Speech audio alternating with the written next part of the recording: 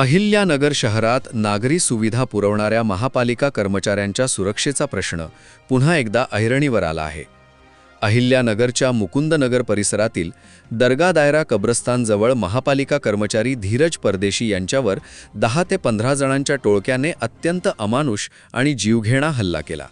या हल्ल्यात धीरज परदेशी गंभीर जखमी झाले असून त्यांच्यावर शहरातील मॅककेअर हॉस्पिटलमध्ये उपचार सुरू असून हल्ल्यात गंभीर जखमी झालेला महानगरपालिका कामगार परदेशी हा मृत्यूशी झुंज देत असल्याची माहिती वैद्यकीय सूत्रांनी दिली आहे.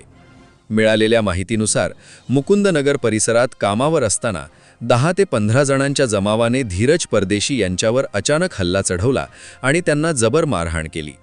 घटनेची माहिती मिळताच आमदार संग्राम जगताप यांनी तातडीने मॅककेअर हॉस्पिटलमध्ये धाव घेत जखमी परदेशी यांची भेट घेतली आणि त्यांच्या प्रकृतीची चौकशी केली. या हल्ल्यामागील नेमके कारण काय होते याचा तपास सध्या पोलिसांकडून वेगाने सुरू आहे. या घटनेचे वृत्त पसरताच महापालिका कर्मचाऱ्यांमध्ये तीव्र असंतोष पसरला आहे. संतप्त कर्मचाऱ्यांनी महापालिकेच्या मुख्य प्रवेशद्वारावर एकत्र येत जोरदार आक्रोश केला आणि विरोध दर्शवला. सफाई कामगार आणि इतर कर्मचाऱ्यांवर विशिष्ट समाजातील गुंड प्रवृत्तीच्या लोकांकडून जाणीवपूर्वक आणि वारंवार हल्ले केले जात असल्याचा गंभीर आरोप कर्मचाऱ्यांनी केला आहे. यापुढील काळात मुकुंदनगर परिसरात सेवा पूर्णपणे बंद ठेवण्याचा इशारा कर्मचाऱ्यांनी दिला आहे. महापालिका आणि नगरपालिका कर्मचाऱ्यांवर हल्ले होण्याची ही पहिलीच घटना नाही. यापूर्वी देखील काही विशिष्ट समाजातील गुंड प्रवृत्तीच्या लोकांकडून श्रीरामपूर नगरपालिकेच्या वसुली विभाग आणि कीटकनाशक फवारणीसाठी गेलेल्या कर्मचाऱ्यांना देखील मारहाण झाली होती. या संदर्भात श्रीरामपूर शहर पोलीस ठाण्यात वसुली कर्मचारी आणि सफाई कामगारांवरील मारहाणी प्रकरणी 2 स्वतंत्र गुन्हे दाखल आहेत. नागरी सुविधा पुरवणाऱ्या कर्मचाऱ्यांवर सातत्याने होणाऱ्या अशा हल्ल्यांमुळे कर्मचाऱ्यांमध्ये भीतीचे सावट पसरले असून प्रशासनाने अशा गुंड प्रवृत्तीच्या लोकांवर अत्यंत कठोर कारवाई करावी अशी जोरदार मागणी आता केली जात आहे. आणि आपण जर पाहिलं तर तो महानगरपालिकेचा धीरजसिंग परदेशी हा जो काही युवक तिथं लाईटचं मेंटेनन्सचं काम करण्याकरता गेला. हा काही कुठल्याही प्रकारे तिथं खाजगी काम नाही, सिव्हिल काम म्हणजे सार्वजनिक काम हे करण्याकरता गेलेला असताना त्याच्यावरती प्राणघातक हल्ला होणं हे कुठपर्यंत योग्य आहे.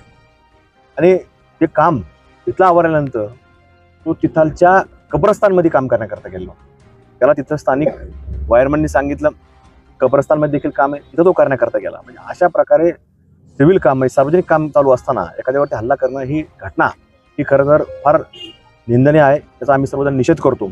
पोलीस तपास करत आहेत. आरोपी सापडण्याचा प्रयत्न सुरू आहे. FIR दाखल करण्याचं काम सुरू आहे.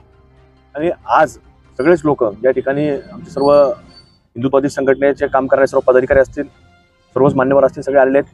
पोलिसांनी देखील याच्यामध्ये खबरदारी घेऊन त्याच्यामध्ये लवकर आरोपी अटक झाला पाहिजे अशी मागणी त्यांना आम्ही केली आहे. 2023 मध्ये देखील ज्यावेळेला जुन्या महानगरपालिकेच्या जवळच्या परिसरामध्ये असंच ज्यावेळेला महानगरपालिकेचे जे असणारे जे काही लाईटचं काम करणारे व्यवस्थापन करणारे लोक होते तर त्यांच्यावर देखील अशाच प्रकारे मारहाण करण्याचं काम हे 2023 मध्ये देखील घडलं होतं. त्याची फिर्याद ही कोतवाली पोलीस स्टेशनला देखील दाखल आहे. असे लोक ज्या वेळेला जिहादी लोक ज्या परिसरामध्ये राहतात तसा प्रकार अनेक वेळेला अशा भागांमध्ये घडलेला आहे. त्याची पोलीस स्टेशनला नोंद देखील आहे. हे काय पहिल्यांदाच घडलं नाही, पण पहिल्यांदा आज अत्यंत दुर्दैवी घटना घडलेली आहे ती एखाद्याच्या जीवावरती बेतलेला आहे. त्यामुळे पोलीस प्रशासनाला मागणी केलेली आहे की आपण कुठेतरी याच्यामध्ये उपाययोजना कराव्यात, आरोपी लवकर अटक करावा. आम्ही हॉस्पिटलमध्ये आता भेट दिलेला आहे. 4:20 दरम्यान जे पेशंट आहे आता ॲडमिट झालेले ते धीरज परदेशी म्हणून त्यांना काम करत असताना काही लोकांना त्यांना मारहाण केलेलं आहे. त्या प्रकरणामध्ये ते गंभीर जखमी झालेले आहे. त्यांचे उपचार सुरू झाला इकडे हॉस्पिटलला. आणि बरेच लोक इकडे थांबलेला आहे. आणि फक्त एवढंच आहे, पूर्ण नगरमध्ये जे नागरिकांना विनंती आहे ते आमच्या लगेच पोलीस कंप्लेंट पण आता दर्ज होत आहे. आणि जे लोक केलेलं आहे त्यांना पकडण्यासाठी आमच्या टीम्स ऑलरेडी काम सुरू केलेलं आहे. तो कशासाठी हा घटना घडला, कोण केलेला, त्यांचं कारण काय आहे, त्यांचा शोध सुरू झालेला आहे.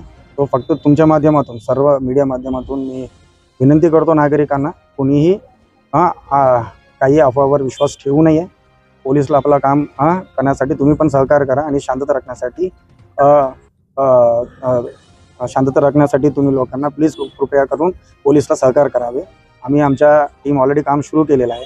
फक्त एवढंच बोलू इच्छितो आणि बाकी लोकांना पण जे जे लोक गर्दी करताय सर्वांना बोलताय आमचा पूर्णपणे बंदोबस्त पण तयार केलेला आहे.